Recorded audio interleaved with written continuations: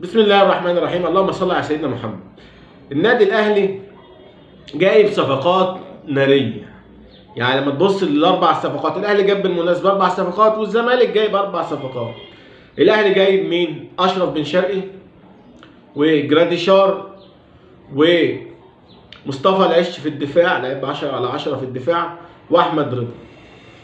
2 يشيلوا فريق لوحدهم، بن شرقي وجراديشار. بن شرقي في الجناح لما كان في الزمالك، انا بتكلم لحد دلوقتي على بن شرقي وهو مستواه في الزمالك. بن شرقي يقدر ياخد الهجمه من نص الملعب، يحطك قدام الجون، يحرز هدف، يصنع هدف بمنتهى السهوله. فبن شرقي لوحده فريق. جراديشار طبعا ما كناش نسمع عنه، مهاجم صربي، ولما جه النادي الاهلي احرز 3 اهداف في 4 مباريات. طبعا نسبه عاليه جدا لمهاجم ان هو كل ماتش بيحرز هدف، باستثناء الماتش اللي فات طبعا مع امام عاشور، مع لعيبه الاهلي اللي موجوده. فالاهلي هيبقى فريق قوي جدا الموسم ده. نقارن بقى بصفقات نادي الزمالك. الزمالك جاب احمد حسام وفي الدفاع، وجاب مصطفى مجاهد او عمر مجاهد في خط الوسط، وجاب 2 لعيبه. صلاح مصدق لسه هيلعب الماتش الجاي قصاد بتروجيت، واحمد الجبالي طبعا سامعين عنه ان هو لعيب جامد جدا، ولعيب كان بيلعب مع مصطفى محمد في الفريق التركي بتاعه. 4 صفقات قصاد 4 صفقات، ولكن طبعا صفقات الاهلي قيمتها اكبر جدا، وصفقات الاهلي من حيث الفلوس اغلى بكتير جدا. وكفايه الصفقه الجماهيريه، الصفقه اللي عملت فيلم رعب لجمهور نادي الزمالك، واللي قلبت الدنيا على حسين لبيب وعلى مجلس اداره نادي الزمالك، وهي صفقه اشرف بن شرقي. خصوصا ان اشرف بن شرقي كان من اللعيبه المرشحه لنادي الزمالك في الصيف، ومجلس اداره الزمالك طبعا بقرار من العبقري احمد سليمان رفض ان هو يتعاقد مع بن شرقي بحجه ان الفلوس كتير. طبعا لو كان نادي الزمالك جابه كان الوضع اختلف دلوقتي. يعني بقول لك بن شرقي لو موجود في الزمالك، طبعا دي كل حاجه في ايد ربنا، والنتائج دي في ايد ربنا، ومحدش عارف طبعا كان ايه اللي ممكن يحصل. ولكن بن شرقي لو في الزمالك كان الزمالك دلوقتي بتصدر الدوري بسهوله. ماتشات كتير جدا تبقى الفرقه عامله زون ديفنس عليك، وانت ما انتش قادر تخترق. ليه؟ لانك انت ما عندكش الا زيزو، وزيزو ممسوك ب2 3 طبعا. مع انخفاض مستواه كنت محتاج جناح شمال. هل يا ترى احمد الجبالي هيبقى مؤثر بقى مع زيزو، يبقى الجناحين اقوياء فنقدر نشوف نادي الزمالك واقف على رجليه؟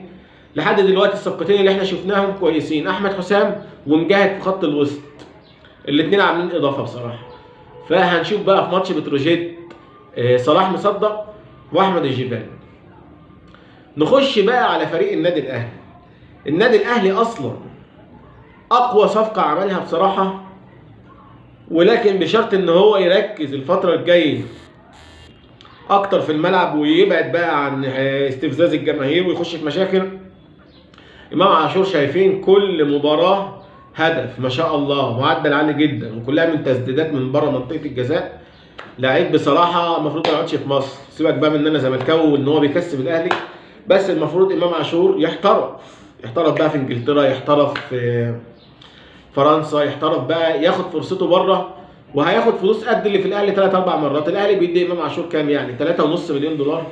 واحد زي امام عاشور وامكانيات امام عاشور لازم يحترف دلوقتي وهو في مستواه ده. نشوف له بقى فريق في الدوري الانجليزي. عندنا شفنا دلوقتي محمد صلاح ومرموش.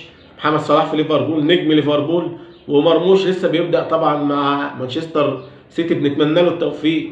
مش عايزين نعمل زي بعض الناس اللي بتكسر في اللعيبه اللي لسه بادئه عشان تنجح. يعني عمر مرموش نجاحه ده اضافه قويه لمنتخب مصر.